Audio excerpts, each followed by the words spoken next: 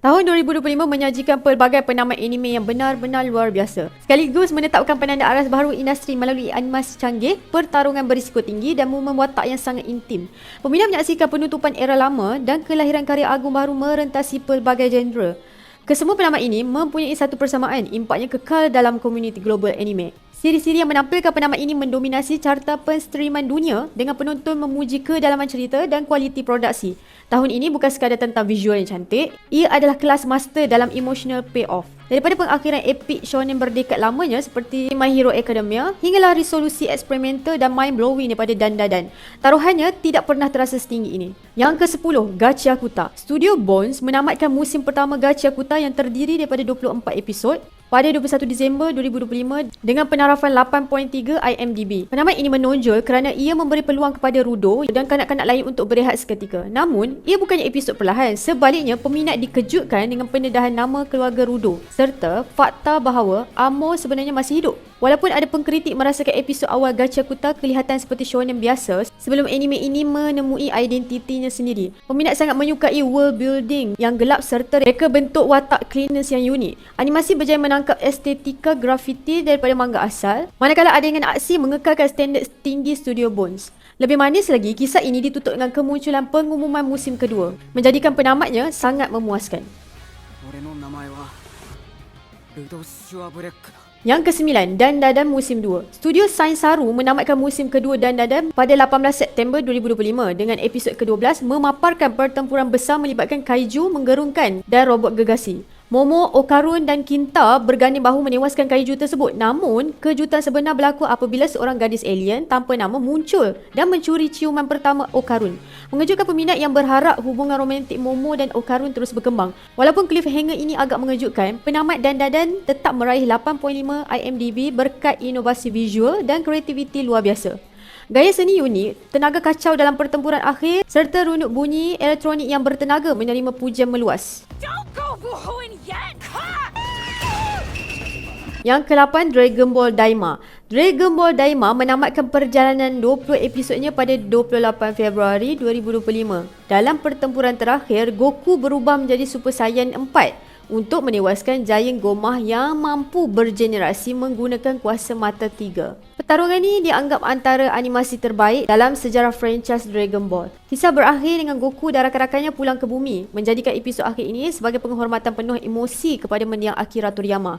Episod terakhir mengekalkan 8.7 IMDb dengan peminat meraihkan kembalinya Super Saiyan 4 ke kanon rasmi. Walaupun koreografi dan warna menerima pujian universal, ada peminat kecewa kerana Vegeta tidak mencapai tahap kuasa setara Goku ketika klimaks. Later, everybody!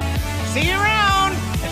Yang ke-7, The Apothecary Diaries Musim 2. Musim kedua The Apothecary Diaries berakhir pada 4 Julai 2025, menampilkan perubahan besar dalam istana diraja. Momo pulang ke daerah hiburan, konsort Gyokuyo melahirkan seorang putera yang sihat dan mengukuhkan kedudukannya sebagai maharani, dan paling dinanti peminat, Jinshi dan Momo berkongsi momen lembut yang hampir membawa kepada ciuman pertama mereka.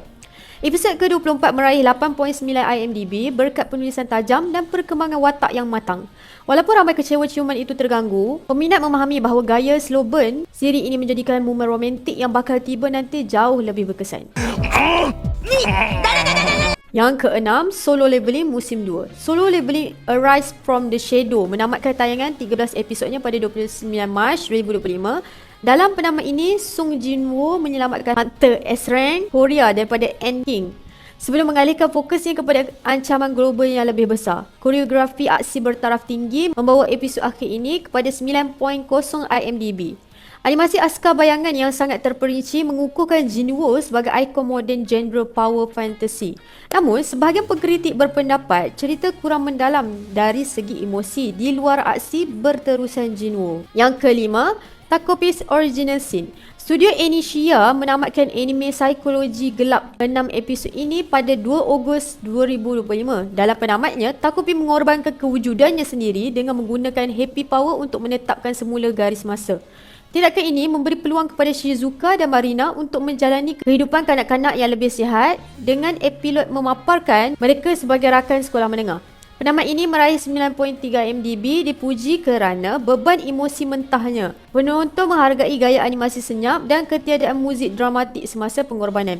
menjadikan kehilangan Takopi terasa jauh lebih menyayat hati. Yang keempat, The Fragrant Flower Blooms with Dignity. Studio Cloverworks menutup The Fragrant Flower Blooms with Dignity pada 23 November 2025 dengan episod ke-13 yang menyentuh hati. Walaupun separuh awal berlatar belakangkan pantai, fokusnya kekal pada perkembangan emosi, bukan seksualisasi. Rintaro mengaku perasaan terlebih dahulu diikuti Kaoruko semasa festival musim panas. Pendekatan matang terhadap komunikasi romantik membawa penamat ini kepada 9.4 IMDb. Peminat memuji latar belakang Kaoruko yang lebih manusiawi, walaupun ada kritikan terhadap alih suara Inggeris dan perkembangan watak sampingan yang terhad. Yang ketiga, One Piece menutup R.A.H. Island dengan pendedahan besar. R.A.H. Island berakhir pada 28 Disember 2025 menerusi episod 1155. Straw Hats meninggalkan Egghead dalam suasana penuh emosi, membuatkan penonton terasa seperti meraihkan bersama mereka. Episod ini juga menampilkan salah satu kematian paling kejam apabila Imu menyingkirkan Satan. Sebagai episod terakhir musim pertama yang panjang, penamat ini meraih 9.5 IMDb. Walaupun ada kritikan tentang tempo perlahan R.A.H., peralihan ke musim seterusnya mencetuskan hype global yang besar. Yang kedua, My Hero Academia musim 8 menyempurnakan perjalanan Deku dan pertarungan terakhir menentang Tomura Shigaraki. Izuku Midoriya menggunakan gabungan kuasa Vestige One for All untuk menentukan nasib dunia. Epilog panjang menunjukkan kehidupan dewasa kelas 1A sebelum fokus kembali kepada Deku yang akhirnya muncul sebagai hero tanpa kod, sesuatu yang sejak awal dianggap mustahil. Episod 11 musim 8 berakhir 13 Disember 2025 meraih 9.5 IMDb dengan peminat memuji perkembangan Deku dan penamat memuaskan untuk semua watak sokongan. Animasi pertempuran akhir dianggap menepati hype, menjadikan siri ini klasik shonen legenda. Yang first kali adalah To Be Hero X, mentakrifkan semula penceritaan visual. Anime eksperimental 24 episod ini tamat pada 14 September 2025, mempamerkan gabungan animasi 2D dan 3D yang lancar di bawah arahan Lee Ho-ling. Penamatnya benar-benar menolak sempadan medium animasi. Keberanian artistik ini membawa To Be Hero X kepada 9.7 IMDb dengan pengkritik menyifatkannya sebagai karya agung animasi moden dan fiksyen adiwira. Siri ini turut dicalonkan untuk Global Trailer Award 2025 iaitu Best Graphic dan Asian Television Award 2025 Best 2D Animated Program.